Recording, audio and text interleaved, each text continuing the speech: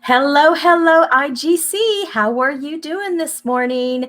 Today is day number 4 of our SEI week, Social and Emotional Intelligence, and we are going to be covering the competency of realistic optimism today. And the reason I wanted to make sure that we covered that was simply because it is kind of a pivotal point from our conversation from yesterday and what I want to cover on Friday. So let me go ahead and share my screen as I have every day, and we're going to get this going. And let me share screen.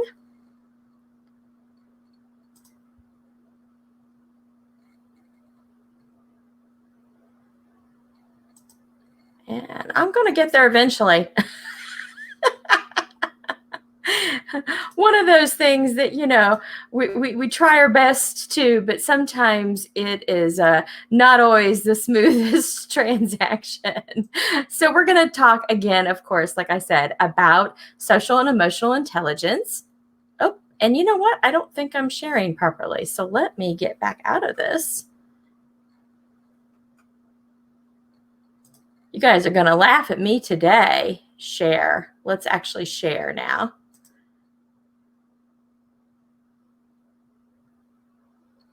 Huh. All right, we're going to try this again. Share screen. Application window. There we go. Share it. Okay, we should have pay dirt now. Woo! It's one of those things where you think you got it figured out because you've done it for a few days, but you know what? Sometimes you need to practice a little bit more. So we are sharing our screen officially now. So this is Social and Emotional Intelligence Week, like I said, day number 4, and we're going to be discussing the competency of realistic optimism today. And this, of course, there's going to be 2 opportunities for you to be able to post and win some entries. This is just a reminder. I'm going to tell you to post something live during the conversation today, and then I'm going to also tell you to do something as an exercise. So we're going to get going, and just know I can't see comments right now where I'm sharing my screen. So I'll look at the comments when I get back into the conversation and I stop sharing screen. So let's go into what is realistic optimism. And again, we're playing in our self-management quadrant today. And I say playing because, it is a practice. It's something we need to work on. And so if I say playing, it means that it's something we need to work on. And I just try to make it more fun, more optimistic. How about that? So realistic optimism is expecting success, seeing setbacks as manageable, persisting in achieving goals despite obstacles and setbacks. So there's the kind of like 3 little elements of that. And when I talk about realistic optimism, the reason you want to put that word realistic is because some people might say, oh, let's just put on a happy face and be happy. And whenever you smile, it does change your emotions. It changes your feelings. But this is being realistic about it. And so yesterday, a big part of our conversation was about the self-talk that we're experiencing. What are we telling ourselves? So today's conversation, we're going to work through a method that comes from Martin Seligman, and he is the author of Learned Optimism and several other books that I have on my library because I decided I needed to learn from the master of optimism and happiness. And he actually has, he's a professor at the University of Pennsylvania, and he has a whole website set up with assessments and things that you can do that are perfectly free because they use the data for research.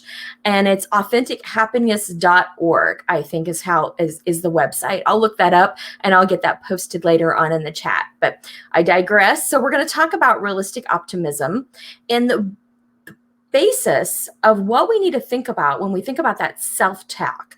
Where did that self-talk come from? And it's going to be based on a belief you have, your belief system. So you're going to see us use that concept today in the conversation. And so my live question for you is simply, what belief will you work on? So when you're thinking about your self-talk, like we discussed yesterday, rewind, look back. What was the self-talk thing that you think you need to change? Is there a belief that actually is driving that self-talk? And we're going to look at this method here in just a second from Dr. Seligman.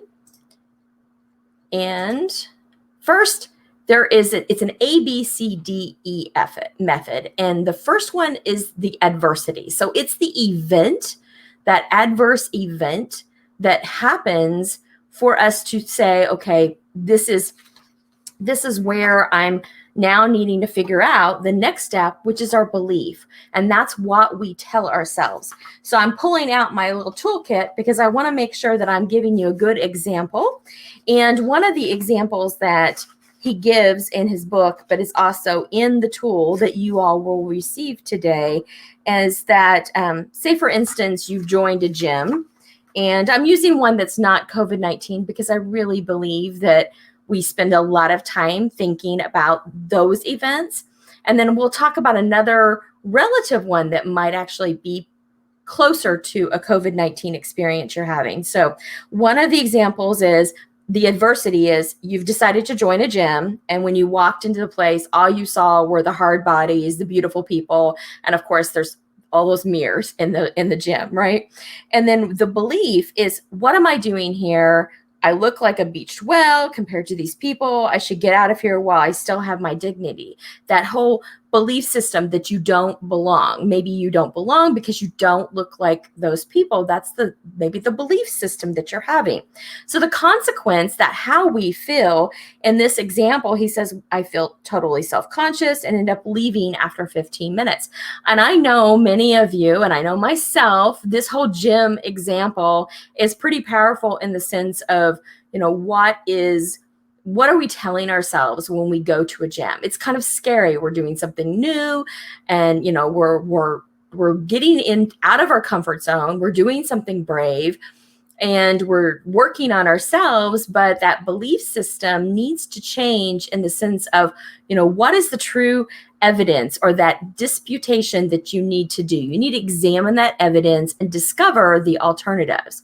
So really examine the evidence. Okay, so maybe these people look wonderful, but let's consider, have they been working out for a long time? Have they been a member of the gym for many years? And so to discover the alternatives, it could be, if I want to improve my physical health, if I want to improve my physical shape, then I too could actually look like that. That could be an alternative that you can switch that to. So the belief goes from, I'm not ready, I'm not able, I'm not fitting in here, to, the belief is now, when you work out, when you exercise, you become healthier and your shape improves. And then the energization of that switches to that realistic, optimistic view. So the realistic element is that that's not going to happen overnight, right? It's going to take time. It's going to take a while, right? If we are overweight, and I'm going to admit that's where I am, then we're going to have a situation where the realistic piece of it is I'm not going to look like that beautiful person. And I say that in a very general term, meaning someone who's fit and healthy overnight. I didn't get this way overnight, so I'm not going to get that way overnight. And so the realistic, optimistic view is that if I invest in myself, if I work on myself, then I can too achieve that. So it's not just saying I'm thinking I'm going to lose weight, or I think I'm going to accomplish this, and suddenly, boom, I'm there. It is, we've got to do some work on ourselves. So the challenge for you all is to kind of work through this ABCDE method. And I posted, of course, inside the IGC, the tool to be able to do that. The other example that I was going to share with you is that there's an example in regards to like a significant other dynamic. And now that we're in the space with each other, there's a good chance that you are maybe having some, chore conversations or making the household run smoothly. So you might want to look at, are there some events relative to that? And you need to examine your beliefs. What are you telling yourself regarding that? How do you feel? and then examine the evidence and discover some alternatives to that. So then that way you can get to that realistic, optimistic view of the situation. So the exercise I want you to do, like I said, is to do something with this tool. So I want you to record your ABCDs for this rest of this week, until midnight tomorrow. Try to see if you can find some of those events that are happening, and then examine the belief and figure out how you're feeling, and that consequence, that how you're feeling. You've got that feelings inventory that I provided to you on Monday. So pull that out and use that tool to really name that feeling and process that information, and then work through that, that D, which is that dispute it, figure out what the evidence is and go from there, and then post an insight about maybe where you came out with a realistic, optimistic view of the situation. So that is, of course, you want to make sure you do the live post. And I'm going to stop sharing so that I can see you all and your comments. And let me get back to that. Okay, so there we go. We've got a couple of people that maybe have joined us. I'm really hoping that some more conversations come through. I know that we have got lots of dialogue that happened in this conversation, and there's a lot to unpack. So one of the things, remember, all I want you to do is focus on this. What belief will you work on? That is your live post question. And it doesn't look like I've got anybody live on with me right now, which I'm kind of sad about, but I want you to make sure that you focus on that belief to figure out what you're telling yourself, because everything starts with that belief system. And if you focus on that, then you're going to come out of this better, because we all have unrealistic or maybe not accurate beliefs that drive us into feeling that the adversity, that event, is a much bigger situation than it really is. And Paige and I hit on that yesterday. So I want you all to have an excellent rest of your Thursday. Please consider doing the activity and identify the event and work through your belief, and then how you're feeling, and then, what is that evidence? How can you take that situation and examine the evidence and dispute it? Because sometimes it's an accurate representation of what it is. It's real, but sometimes, more times than not, it's not accurate. So that's why I want you to examine that. So I've been on long enough. I hope you guys do the exercise. Hopefully you'll come back and watch this on replay, and have a wonderful Thursday. Turn it around. You can turn it around by working on your thinking today.